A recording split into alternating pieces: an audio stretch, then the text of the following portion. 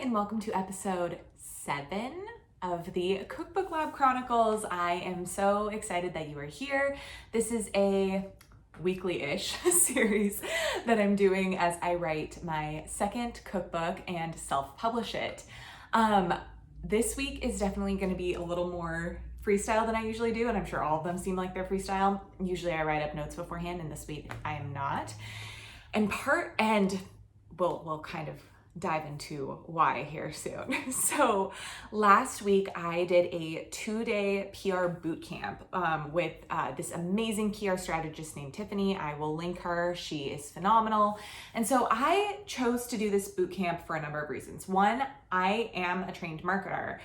However, marketing and PR are not the same thing. As a marketer, what I know is strategy. I know how to talk to my audience. I know how to reach them, engage with them. PR and marketing are related, but PR is this like very specialty thing. It's about obviously getting press, and that world is very different because some of it's about relationships, although Tiffany taught me that that's definitely not essential to getting PR, which was a relief. And it's also about understanding the media landscape and what makes a compelling story and how to articulate that story in a quick, kind, and helpful way in order to pique somebody's interest, whether that's a reporter, whether that's a podcast host, whether that's a TV producer. So it was an amazing 2 days that I spent with her learning all about this and kind of coming up with my strategy for what I'm going to do for the cookbook.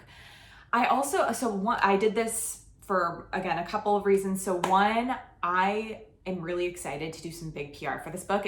I feel very vulnerable saying that because who knows if I'll be successful, and you are going to see if I'm successful.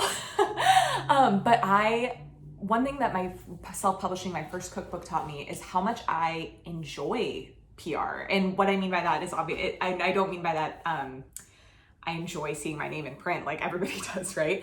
But I really enjoy interviews. I enjoy live TV. I love going on podcasts. I love doing all of those things. And that is not something that I knew because I never had the opportunity to do those things before I self-published my first cookbook.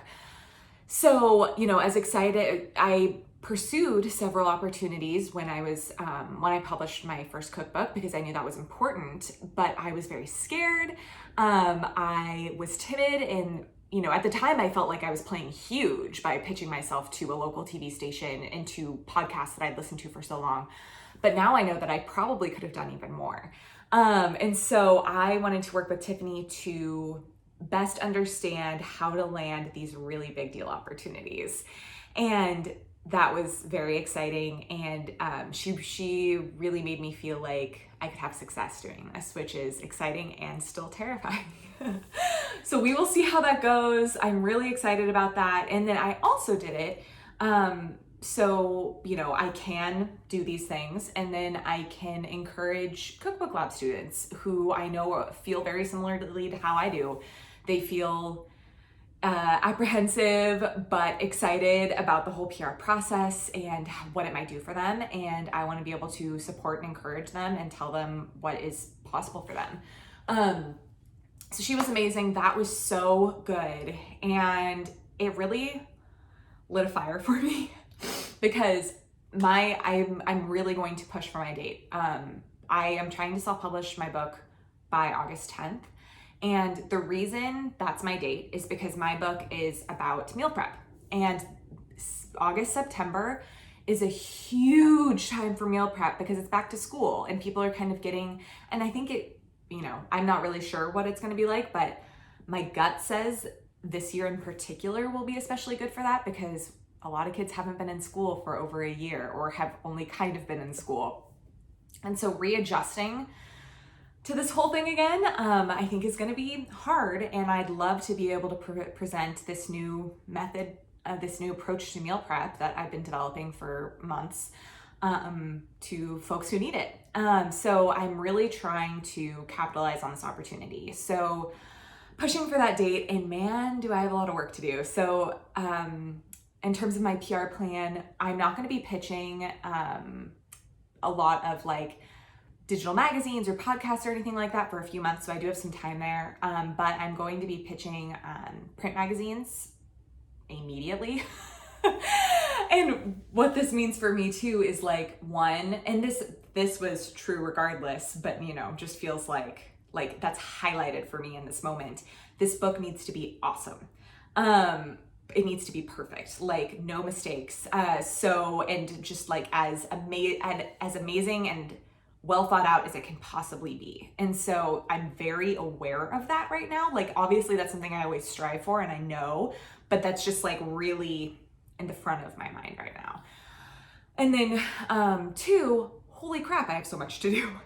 I've been really deep in the recipe development aspect of this, and I'm very far along in that. We're going to be contacting recipe developers next week. My amazing sister-in-law is actually going to be heading up that process, which I'm really, really grateful for and excited about. I'm really leveraging help this time around because my timeline is short and this book is bigger than my last one. But yeah, so I need to do that. And then I'm switching the order of things from what I did last time. Last time I photographed and then designed my book. This time I'm planning on laying out and most of my book first and then photographing. So I have a better sense of what photos I need. And that's in part because for my last book, I was committed to doing a full page photo for every single recipe. And that's probably not something I'm going to be doing for this one. And that's in part because of the nature of the book, which that'll make more sense at some point. And I'm planning on having like more group shots and things like that. And so I'm reversing that order so I have a better understanding going into the photography process of exactly what I need.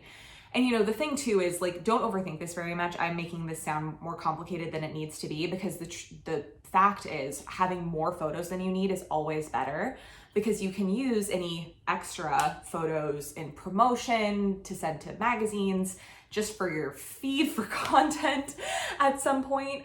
So, it's always better to have more than you need. However, I also want to streamline my work process. So I'm definitely thinking about that. So where I'm at right now is almost all of my recipes are tested. I'm in the process of my recipes while I'm testing. This isn't all recipes look like this because I'm just like live taking notes in the kitchen.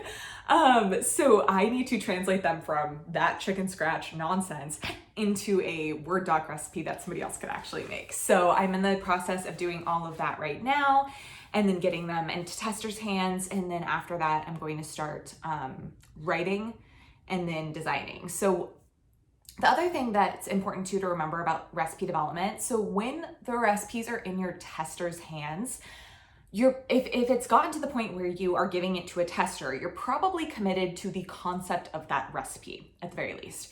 So if you want to move forward with like writing about that recipe because you need the little text before the recipe, photographing that recipe while the recipe is being tested, I say that's fine because the tweaks that you're going to make after a tester has given you feedback are going to be small tweaks. It's not going to change the recipe so much that it would photograph differently, most likely. I mean, you might just get feedback and scrap a recipe entirely and then, hey, you took one photo too many, but that's not the end of the world. So there's a lot of multitasking that can be done, and that's one thing I have to continuously remind myself because I am feeling a little stressed at this point. But it's good stress because I'm also really excited and I feel so good about this topic and concept.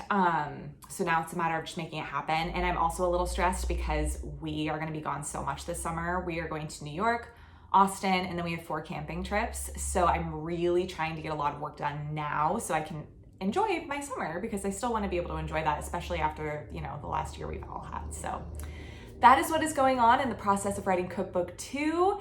If you have any questions, comments, feel free to drop them and I will get back to you. If you are interested in writing a cookbook, make sure to grab my guide to help you determine your topic and validate that with your audience.